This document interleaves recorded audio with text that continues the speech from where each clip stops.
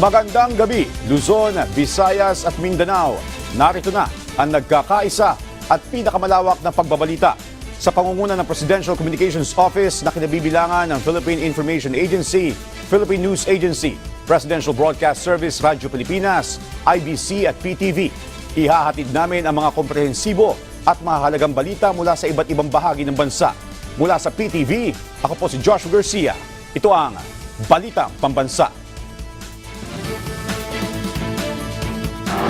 Ngayong gabi sa Balitang Pambansa, Pangulong Ferdinand R. Marcos Jr. nakabalik na ng bansa matapos ang maikli ngunit produktibong working visit sa United Arab Emirates. Mga ekonomista, tiwalang mas lalago pa ang ekonomiya ng bansa sa ilalim ng administrasyon ni Pangulong Ferdinand R. Marcos Jr. kasunod ng upgrade ng S&P Global Ratings. Upgrade sa credit ratings ng Pilipinas, bunga ng pagsisikap ni Pangulong Ferdinand R. Marcos Jr. para mapadali ang regulasyon sa negosyo at pagpapasimple sa buwis para sa investors, ayon sa Finance Department. Local chief executives naghayag ng patuloy na pagsuporta sa Marcos administration kasunod ng mga pagbabanta na natanggap mula sa Vice Presidente. Dating Pangulong Rodrigo Duterte, wala ng immunity laban sa mga kaso ayon sa Justice Department. Vice President Sara Duterte, posibleng maharap sa reklamo sa paglabag sa anti-terrorism law ayon sa Justice Department. Disbarment case, inihain naman laban sa Vice Presidente sa Korte Suprema. At Chief Presidential Legal Advisor Juan Ponce Enrile, nanawagan sa mga politiko na maging mahinahon para sa bayan. Una po sa ating mga balita, Pilipinas, ikinalugod ng economic managers ng bansa ang pagtaas ng credit ratings ng Pilipinas dahil inaasahang makatutulong ito sa patuloy na paglago ng ekonomiya ng bansa. Ang detalye sa Balitang Pambansa ni Kenneth Pasyente ng PTV Manila. Tiwala ang pamahalaan na mas lalago pa ang ekonomiya ng bansa sa ilalim ng administrasyon ni Pangulong Ferdinand R. Marcos Jr. Yan ay matapos i-upgrade ng S&P Global Ratings ang economic outlook ng Pilipinas sa positive mula sa dating stable. Napanatili rin ng bansa ang BBB positive credit ratings nito. Ito ang naging marka ng S&P sa bansa dahil sa nakitang mga salik gaya ng above average growth potential ng Pilipinas, pagpapatupad ng epektibong mga polisiya at fiscal reforms, gayon din ang pagpapabuti sa infrastruktura at policy environment ng bansa. Ayon sa DOF, dahil sa markang ito, magkakaroon ang Pilipinas ng mas malaking access sa mas mura at cost-effective na mga gasto sa pagpapautang para sa gobyerno at pribadong sektor. Dahilan para mas makapaglaan ng pondo para sa proyekto ng pamahalaan, kabilang na ang infrastruktura, healthcare, edukasyon at iba pa. Patunay lamang daw ito na malaki ang kumpiyansa ng mga investor sa pagpapatakbo ng Marcos Jr. administration sa ekonomiya ng bansa dahil sa stable na economic environment nito. Tiwala rin ng DOF na magkakaroon pa ng karagdagang upgrade sa ratings ang bansa sa mga susunod na panahon, bagay na sinegundahan ng economic managers ng pamahalaan. Ayon sa kanila, determinado ang administrasyon na maitaas pa ang antas ng rating ng bansa sa A at titiyakin nila na makakamit ito nang hindi naaapektuhan ng political challenges sa bansa. Giit ng grupo, posible raw itong maabot ng bansa sa loob ng 2 taon. Iginiit din nila na ang development na ito ay sumasalamin na on-track ang fiscal consolidation plan ng bansa. Makatutulong din nila sa paglago pa ng bansa ang Create More Law at Public-Private Partnership Law na kamakailan ay pinirmahan ng Pangulo.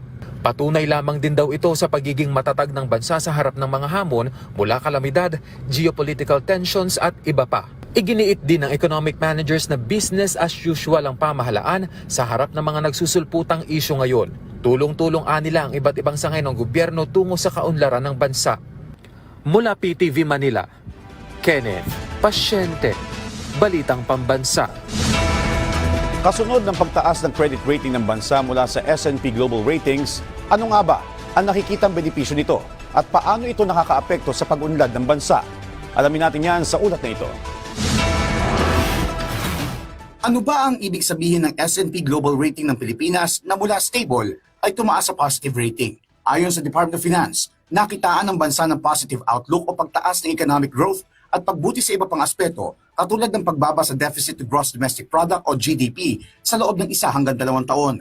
kung saan kapag tumataas ang grado na binibigay ng S&P, ay tumataas din ang kumpiyansa ng mga credit rating agencies na magre-resulta para makautang ang bansa na may mababang interes. Paliwanag ng DOF, may 3 bagay na batayan sa pagtaas ng credit rating outlook. Una, kung gaano kalaki ang ekonomiya, kung saan tumaas ang 6% ang GDP ng bansa sa ilalim ng Marcos administration. Pangalawa ay ang fiscal performance, kung bumababa ang deficit o pagliit ng ginagastos kaysa sa laki ng kinikita.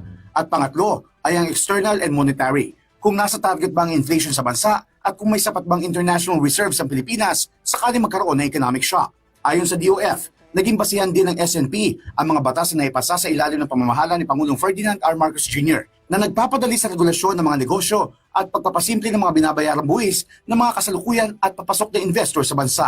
So dito sa S&P na huling assessment, actually, they cited the institutional strength of the Philippines. Nakita nila na mayroon tayong mga batas na ipasa, yung PPP law last year, tas yung recently sinay ni Presidente, Create More. Samantala, kasabay ng mga issue na kinakaharap ngayon ng gobyerno, tiniyak din ng ahensya na hindi nakakaapekto ang political noise pagdating sa pagpasok ng investment sa bansa. Giit ni DOF Undersecretary Dominic Velasquez, napatunayan na ng Pilipinas na hindi para maapektuhan ang ekonomiya nito ng kahit na anong hindi pagkakasunduan sa politika. But I think hindi yon masyado nagmamatter kasi we've proven ourselves na actually we're beyond this political noise. We're able to pass reforms. So ito nga, Create More, na-pass natin. We're able to consolidate our finances. And parang kumbaga kaya tayo merong positive outlook from S&P is because may track record na tayo na nagagawa natin to. Kahit ano pa ang political noise. Sa ngayon, pangalawa ang Pilipinas sa fastest growing economy sa ASEAN regions. Kaya naman pagtitiyak ng DOF, patuloy ang kanilang whole-of-government approach. Katuwang ang iba pang ahensya gaya ng BSP, NEDA, ARTA at iba pa para sa patuloy na pagtaas ng credit rating ng bansa. Mula sa PTV Manila, Joshua Garcia para sa Balitang Pambansa. Naging matagumpay ang maikling working visit ni Pangulong Ferdinand R. Marcos Jr. sa United Arab Emirates. Ito ay dahil may ilang kasunduan ang pinagtibay sa pagitan ng dalawang bansa. Nagbabalik sa Balitang Pambansa si Kenneth Pasyente ng PTV Manila. Maikli pero produktibo. Ganyan inilarawan ni Pangulong Ferdinand R. Marcos Jr. ang kanyang isang araw na working visit sa United Arab Emirates. Sa kanyang pagpunta roon, inilatag ng punong ehekutibo ang kahandaan ng bansa para mas mapalalim pa ang relasyon ng Pilipinas at UAE. Patunay dyan ang mga napirmahang mga kasunduan na kapwa mapapakinabangan ng mamamayan ng dalawang bansa. I look forward to the implementation of several bilateral agreements in culture, energy transition, legal cooperation, artificial intelligence, and digital economy, the improvement of government activities, visa waiver for holders of diplomatic, special, and official passports, and investment cooperation. Sa kanyang pulong kay UAE President His Highness Sheikh Mohammed bin Zayed Al Nahyan, kinilala ng punong ehekutibo ang mga pagsisikap ng UAE government na pangalagaan ang nasa 700,000 Pinoy doon. Iginiit naman ng UAE President ang malaking ambag ng Filipino community sa pag-unlad ng Gulf State. I thank Sheikh Al Nahyan for understanding that my visit had to be cut short given the need to attend to relief and reconstruction activities in communities devastated by successive typhoons. I also conveyed appreciation for the UAE's government's constant humanitarian support for victims of these natural calamities. Inimbita rin ng Pangulo ang UAE President na bumisita sa bansa para maipagpatuloy ang pag-uusap at matalakay ang karagdagang mga larangan ng kooperasyon. Nagkaroon din ng pulong ang Chief Executive kay UAE Vice President at Prime Minister His Highness Sheikh Mohammed bin Rashid Al Maktoum, kung saan napag-usapan din ng dalawa ang pagpapalakas ng partnership ng Pilipinas at UAE, lalo na sa sektor ng kalakalan, turismo at investment. Sinaksihan naman ng unang ginang ang pagpirma sa Memorandum of Understanding ukol sa cultural cooperation sa pagitan ng National Commission for the Culture and the Arts ng Pilipinas at Ministry of Culture ng UAE. Gayon din ang pulong kasama si Her Highness Sheikha Latifa bint Mohammed bin Rashid Al Maktoum na siya ring chairperson ng Dubai Culture and Arts Authority para bigyang daan ang pagpapayabong pa ng ugnayan ng dalawang bansa sa sektor ng kultura at sining. Alas 10 ng umaga kanina nang dumating sa bansa ang Pangulo at si First Lady Luis Araneta Marcos. Mula PTV Manila, Kenneth Pasyente, Balitang Pambansa. Tahasang inihayag ng Justice Department na may tuturing na bordering on sedition ang paghimok ni dating Pangulong Rodrigo Duterte sa Armed Forces of the Philippines na mag-aklas laban sa anyay fractured governance sa Pilipinas. Iginiit din ng kagawaran na walang papel ang mga militar sa pamumuno sa gobyerno. Tungkulin nila ang protektahan ang taong bayan. Kaya kung may problema nila ang dating Pangulo sa pamahalaan ngayon, ay marapat niya itong idaan sa batas at hindi sa panawagan sa mga militar. Ang pananalita ng dating Pangulong Duterte ay iimbestigahan din natin kasabay ng ibang mga nangyayari ngayong mga panahon. For him to invite the military to have a part in seeking remedy is bordering on sedition. The military has no role whatsoever in civil governance except to protect the people. There is no remedy that can possibly come from the military. If there is any legal remedy, they need to exhaust. The judicial and legal processes are available. Samantala sa pagtatapos ng pagdinig ng Senado hinggil sa Pogo, naglabas si Senator Risa Ontiveros ng isang web chart o matrix. Ayon sa Senador, mga personalidad ito na naging sangkot sa mga isyu ng Pogo. Kabilang sa tinatawag na matrix, sina dating Pangulong Rodrigo Duterte, dating Bamban Tarlac Mayor Alice Guo, ang mga yang, gayon din ang ilang nadawit sa isyu ng Farmally. Habang makikita rin sa naturang web chart si dating presidential spokesperson Harry Roque, Cassie Ong at iba pa. Pogos welcomed with open arms by the administration of former President Duterte. They have now been revealed to be nothing but a Trojan horse. They have exposed a web of people who used Pogos for their own selfish interests, their own personal gain, all at the expense of the Filipino people. Walang dinala dito ang mga Pogo kundi bangungot. Naghain ng disbarment complaint si Presidential Advisor on Poverty Alleviation Secretary Larry Gadon laban kay Vice President Sara Duterte. Anya, ang pagmumura at pagbabanta ni VP Sara sa buhay ni Pangulong Ferdinand R. Marcos Jr., First Lady Liza Araneta Marcos at House Speaker Martin Romualdez ang naging basihan ng kanyang reklamo. Anya, hindi dapat ito ginagawa ng isang abogado. Hamon ni Gadon sa Korte Suprema kung siya nga ay nadisbar sa isang motu proprio decision ng Korte dahil sa video niya ng pagmumura, dapat lang anya na kumilos ang SC hinggil dito. Kasabay nito, sinabi rin ni Gadon na dapat na mag-resign si Duterte sa kanyang posisyon bilang vice-presidente. Ngayon, eto si Vice President Sara Duterte nagtatangka na patayin ang presidente, patayin ang First Lady, patayin ang Speaker of the House, si Speaker Martin Romualdez. Tingnan ko ang tigas ng Supreme Court ngayon. Sinasabi nila na sila ay tagapagpatupad ng batas. Inireklamo sa Quezon City Prosecutor's Office ng Quezon City Police District o QCPD si Vice President Sara Duterte at iba pang kasamahan nito kaugnay sa nangyaring tensyon sa House of Representatives at Veterans Memorial Medical Center kung saan nakadetain si Attorney Zulaika Lopez na Chief of Staff ng pangalawang Pangulo. Kasama si QCPD Acting District Director Police Colonel Melesio Buslig Jr., ang mismong complainant ng kaso na si Lieutenant Colonel Van Jason Villamor, ang Chief ng QCPD Medical and Dental Clinic. Si Villamor ang nasa viral video na dinuro at tinalakan ni Duterte matapos siyang muntik ng pagsarhan ng pinto ng ambulansya nitong Sabado.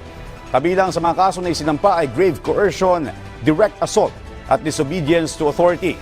Aminado si Villamor na hindi nila inaasahan na nangyari lalo pat ginagampanan lang nila ang kanilang tungkulin. Umaasa naman ng QCPD na kakatigan ng korte ang inihain nilang reklamo.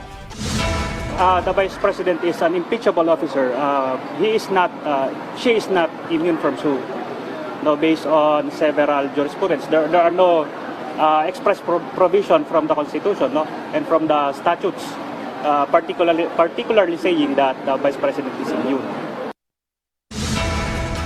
Pinag-aaralan na rin ng Department of Justice ang posibleng paglabag ni Vice President Sara Duterte sa anti-terror law. Sa mga sinabi niyang may kinausap siyang assassin sa pagpatay kay Pangulong Ferdinand R. Marcos Jr., First Lady Liza Araneta Marcos at House Speaker Martin Romualdez. Sa inihain kasing subpina ng NBI laban sa Vice Presidente, nakasaad dito na posibleng sampahan din ng reklamong paglabag sa Republic Act 11749 o Anti-Terror Law. Paliwanag naman dito ni Justice Undersecretary Jessie Andres, ang pagbabanta, pagtatangka at pagplano kasi umanong pagpatay ng Vice Presidente laban sa Pangulo ay maituturing na terorismo. Isa ring national security matter ang mga pagbabanta ni VP Sara. Kapag kayo ay gumawa ng mga hakbang para saktan at bigyan ng banta ang buhay ng ibang tao, kasama po yan sa terrorism. Lalo na po kung ang purpose niyan ay to intimidate and create an atmosphere or sow fear. Tandaan niyo po na ang banta sa Pangulo ay isang national security matter.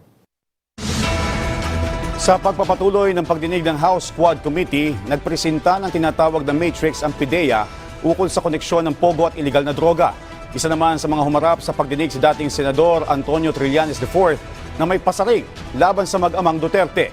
Ang detalye sa Balitang Pambansa ni Mela Lesmoras ng PTV Manila. Naniniwala si dating Senador Antonio Trillanes IV na napapanahon na para sampahan ng impeachment complaint si Vice President Sara Duterte. Ito ay kasunod ng naging pagbabanta ni Duterte sa buhay ni na Pangulong Ferdinand R. Marcos Jr., First Lady Liza Araneta Marcos at House Speaker Martin Romualdez. Hinog na. Sobra. Pwede siyang kasuhan criminally. In fact, kinakasuhan na siya ngayon. Pero kahit na kasuhan ka ng criminal cases, still, Vice President ka pa rin. So anything that happens to the President, pwede ka pa rin maging Presidente. So mas mainam yung... Kailangan matanggal ito sa pwesto. Nakita nyo ba? Sabi ko, may topak eh. Kaugnay niyan, bumanat din si Trillanes laban sa naging pahayag ng ama ni VP Sara na si dating Pangulong Rodrigo Duterte na humahamon sa militar na umaksyon laban sa administrasyon. That's a crime, no, yung ginawa niya, inciting to sedition, so kailangan managot siya dyan. Ngayon dun sa effect nung panawagan na yon, ako ang advice ko sa mga otoridad ay huwag magkumpiyansa. Isa si Trillanes sa mga humarap sa ika-12 pagdinig ng House Quad Committee kung saan binusisi ang mga issue ukol sa pogo at iligal na droga. Sa talakayan, naglabas pa ng matrix ang Philippine Drug Enforcement Agency ukol sa koneksyon ng dalawa. Kapansin-pansin naman ang larawan dito ni Senador Bongo. Ayon sa PIDEA, konektado si Go sa umunay Chinese drug lord na si Alan Lim. Sinabi nyo kanina, si Alan Lim ay involved sa illegal drugs. So, ang ibig bang sabihin, involved din si Senator Bongo sa drugs since kinonect niyo po siya? According to our informant, they are just close friends. That's why we just put it there. They are just close friends. It is not specific that they are involved in drugs. That's why we have these incorporators, just to interlink them. And we are still digging that what we can have against these people. It is not yet complete, ma'am. It is ongoing. Dito na binatikos ng mga kongresista ang matrix. Mas mainam daw kasing maglabas ng ganitong impormasyon kung naberipika na. Sorry po, Asek Gumban. Wag po kayong gagawa ng ganyang matrix na incriminating at kinoconnect nyo tapos ang title nyo ay illegal and pogo drugs connection. Huwag tayong magkakamali because you do not want to accuse a wrong person. Asek Gumban. Sorry, Mr. Chair, maybe the title is wrong. Si Senador Go itinanggi ng kaibigan niya si Lim at iginiit na siya mismo ay galit din sa iligal na droga. Mula sa PTV, Mela Lesmoras para sa Balitang Pambansa. Naghayag ng suporta ang League of Municipalities of the Philippines o LMP sa administrasyon ni Pangulong Ferdinand R. Marcos Jr. at sa layunin nito para sa pambansang kaunlaran. Mahigpit na kinokondena ng LMP ang mga kamakailang pahayag ni Vice President Sara Duterte na itinuturing na banta sa buhay ng Pangulo at sa integridad ng demokrasya ng bansa. Nagkaisa rin ang mga leader ng Eastern Visayas sa pagkondena sa mga naging pahayag ni Vice President Sara Duterte laban kay Pangulong Ferdinand Marcos Jr. First Lady Liza Marcos at Speaker Martin Romualdez, tinawag nilang walang ingat, nagkakahati-hati at walang basihan ang kanyang mga aksyon. Susunod sa Balitang Pambansa, Chief Presidential Legal Counsel Secretary Juan Ponce Enrile nanawagan sa publiko at magkabilang partido na magpalamig muna para sa kapakanan ng taong bayan. At isang kilalang theme park sa Santa Rosa, Laguna na mahagi ng tulong sa mga naapektuhan ng kalamidad. Lahat ng yan sa pagbabalik ng Balitang Pambansa.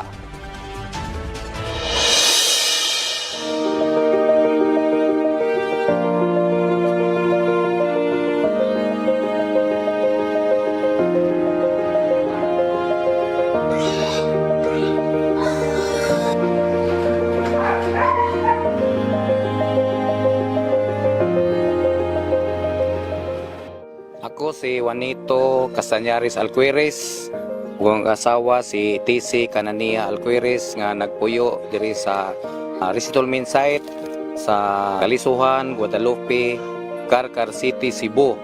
Mao ni ang atoang gamay nga yuta nga hinatag sa DAR, itutuluhan sa DAR. Mao ni atoang mga binuhing baboy.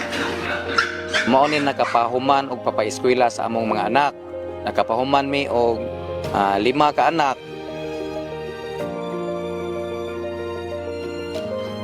Nagpasalamat mi kay dako sa atong mahal nga presidente Bongbong Marcos ug sa atong sekretary sa DAR nga si Conrado Estrella III nga mao'y nagbuhat sa titulo sa among yuta nga ilang gihatag namo ang 2,400 square meter. Si Mr. Juanito Alquires, mga anak na po yan na mga naghihintay.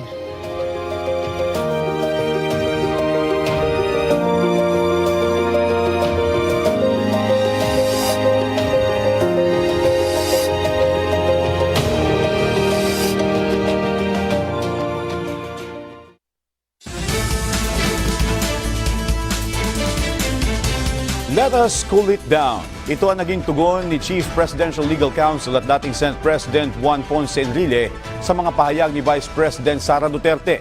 Ayon kay Enrile, mas mainam na wag nang palakihin ang issue. Dagdag pa niya, kailangan lang mag-cool down para sa kapakanan ng bansa. Dumalo si Enrile sa sesyon ng Senado kung saan kinilala ang kanyang mahalagang kontribusyon at serbisyo para sa ating bansa. I think the less we talk about that, the better. I guess we are one country, one people. We have to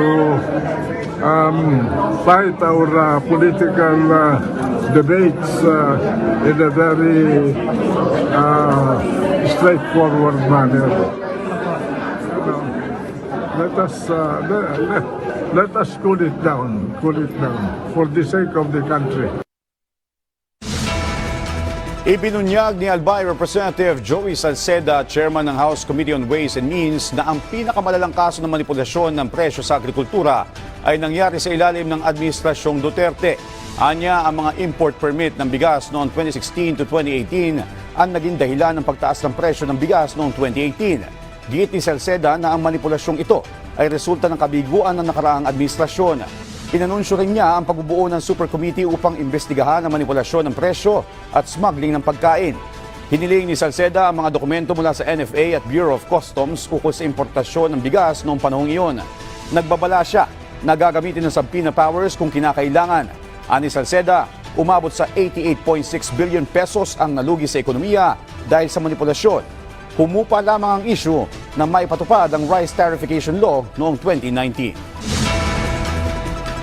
Inaasahang mas mapapabuti pa ang pagtuturo ng mga pampublikong guro. Ito ay dahil may libreng access at training na sila ngayong buwan para sa Canva for Education. Ang detalye sa Balitang Pambansa ni John Lester Naguna ng Philippine Information Agency National Capital Region. Sa pamamagitan ng pagkipagtulungan ng Department of Education sa Canva Philippines, magkakaroon ng libreng access sa mga guro ng DepEd sa Canva for Education simula ngayong Nobyembre. Nilagdaan ni Education Secretary Sonny Angara ang kasunduan nitong Oktubre para sa rollout ng proyektong ito sa buong bansa. Ang Canva for Education ay isang all-in-one visual communication platform na libre para sa mga guro ng K-12. Kasama rito ang premium features at collaborative tools na makakatulong sa paglikha ng mga engaging na mga learning material. Sapat lamang na mag-login gamit ang kanilang DepEd email address sa www.canva.com upang ma-access ang platform. Rito, may inihandang DepEd Resource Hub ang Canva na maaaring bisitahin para sa karagdagang kaalaman. Kasama rin sa programa ang mga training para matiyak na magagamit ng lubos ng mga guro ang Canva. Advantage po ng paggamit ng Canva is mas na-express po yung pagiging creative ng kung sino man po yung gumagamit. Ako po, na-express ko po yung pagiging creative ko po doon, and same time, yung mga knowledge ko about sa halimbawa sa mga colors, ano yung mga combinations ng color. Yung iba po natutuwa kasi medyo makahulay yung mga ginawa namin, yung mga napoproduce namin na mga products po or materials po doon. And at the same time, medyo interactive din sa kanila kasi may mga gumagalaw, may mga naririnig din po sila. Isang proyekto para sa mas makabagong edukasyon, ang Canva for Education ay magdadala ng mas masaya at epektibong paraan ng pagtuturo sa ating mga classroom. Ako si John Letzer Naguna ng Philippine Information Agency National Capital Region para sa Balitang Pambansa. Leyte Pre-Christmas Trade Fair 2024 inulunsad ng Department of Trade and Industry Leyte. Higit 40 maliliit na negosyante na kilahok sa 5 araw na trade fair. May Balitang Pambansa si Sol Alarcon ng PIA Eastern Visayas. Dahil sa inaasahang pagdami ng mga shoppers ngayong holiday season, nagsagawa ang Department of Trade and Industry o DTI Leyte ng 5 araw na trade fair sa pinakamalaking mall sa Tacloban City. 44 na mga micro, small and medium enterprises, MSMEs mula sa lalawigan ng Leyte at Tacloban ang sumali sa Leyte Pre-Christmas Trade Fair 2024. Ayon kay DTI Provincial Director Araceli Laraga, layunin nito na our objective talaga is to really provide a trade fair venue for our MSMEs to promote and sell their products, and of course generate a total sales of 3 million, and to link with institutional and walk-in buyers. And of course, with these linkages, especially with our guests, we will be able to generate more book order sales, especially for the holiday season. Magkikita sa exhibits ang iba't ibang lokal na produkto at mga delicacies tulad ng suman, binagol, moron, chukobudbud, pastillas at iba pa na gawa sa niyog. Ipinagmalaki naman ni Elizabeth Sikuya ng Team Co-op ang kanilang mga produkto na nakadisplay din sa Astrodome, Tacloban City. Marami kami mga product doon ng iba-ibang klase po. Lahat po mayroon, may soy kami, may suka. Mayroon kaming mga iba ganito, mga cookies. Kasi sa isang tao, marami kong ginagawa. Kaya nagdadami ang product namin. Umaasa naman si Marieta Kokya ng San Jose, Tacloban City na maabot niya ang kayang 200,000 na target ngayon. Target ko, kung pwede lang, more than 200,000, 100,000. Inaasahan na ngayong Disyembre, magsasagawa rin ang DTI ng isa pang trade fair. Mula rito sa Philippine Information Agency Eastern Visayas, Sol Alarcon para sa Balitang Pambansa. Nagpahayag ng suporta at katapatan sa saligang batas ang grupo ng mga Sergeant Majors ng Sandatahang Lakas ng Pilipinas sa gitna ng umiinit na usapin ng paghikayat ng dating Pangulong Rodrigo Duterte sa Armed Forces of the Philippines o AFP. Natalikuran na ang pamumuno ni Pangulong Ferdinand R. Marcos Jr. Ang detalye sa Balitang Pambansa ni J. Mark Dagala ng Radyo Pilipinas. Tuwing may ugong na destabilisasyon, ang mga Sergeant Majors sa Sandatahang Lakas ng Pilipinas ang nagsisilbing susi para malaman ang moral sa hanay ng AFP.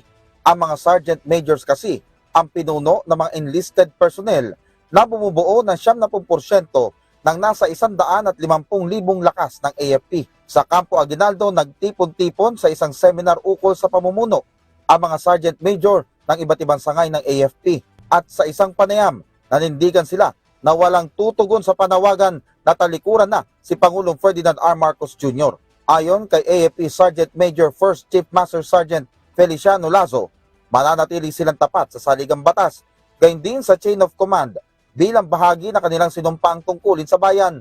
Mga professional na yung ating mga kasundaluhan. Marami ng mga experience na nangyari na at the end of the day, ang mas kawawa yung sundalo at hindi lang yung mismong sundalo, yung mga pamilya ng mga sundalo na nagagamit ng mga personalidad na may pansariling adhikain. Paliwanag ni Lasso, marami ng pagkakataon na hindi na nagiging maganda ang dulot ng politika sa kanila bilang mga sundalo, gayon din sa kanilang pamilya. Manatili tayong non-partisan, sundin lang natin yung mga guidance ng ating AFP leadership. Ayon naman sa pinuno sa isang malaking hukbo ng militar sa Mindanao, matatag ang paninindigan sa kanilang hanay na hindi tatalikod sa kanilang sinumpaang tungkulin. Ang mga Sergeant Major ng hukbong Sandatahang Lakas ng Pilipinas ay malaki umano ang impluwensya bilang itinuturing na ama ng mga enlisted personnel. So we trust them and at the same time they take cue from the chain of command as well. Tiniyak ng grupo, mananatili silang profesional, non-partisan at hindi kailanman magpapagamit sa politiko. Mula sa Campo Aguinaldo, J. Mark Dagala ng Radyo Pilipinas para sa Balitang Pambansa. Bayan, 28 days na lang, Pasko na. At dyan po nagtatapos ang 30 minutong ulat sa bawat sulok ng bansa. Samahan niyo kami muli mamayang alas 9:30 ng gabi para sa updated at pinalakas pang balitaan. Muli po, ito ang pinalawak na puwersa sa pangunguna ng Presidential Communications Office, kabilang ang Philippine Information Agency, Philippine News Agency, Philippine Broadcast Service, Radyo Pilipinas, IBC at PTV. Mula sa PTV, ako po si Joshua Garcia. Hatid sa inyo ang komprehensibong paghimay sa mahalagang usapin dito lang sa Balitang Pambansa.